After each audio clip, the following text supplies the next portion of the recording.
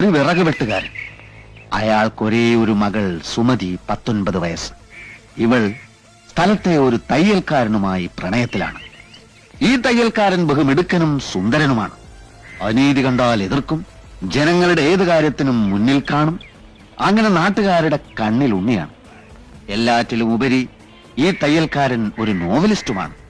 പക്ഷെ വിറക് വെട്ടുകാരന് തന്റെ മകളെ ഒരു വലിയ പണക്കാരനായ ഗൾഫുകാരനെ കൊണ്ട് കെട്ടിക്കാനാണ് താല്പര്യം.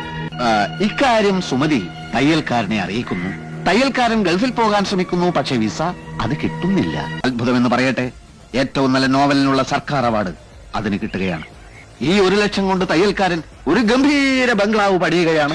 ഒടുവിൽ ബംഗ്ലാവിന്റെ പാലുകാച്ചൽ ദിനം വരികയാണ്. അന്ന് തന്നെയാണ് സുമതിയും ഗൾഫുകാരനുമായുള്ള വിവാഹം.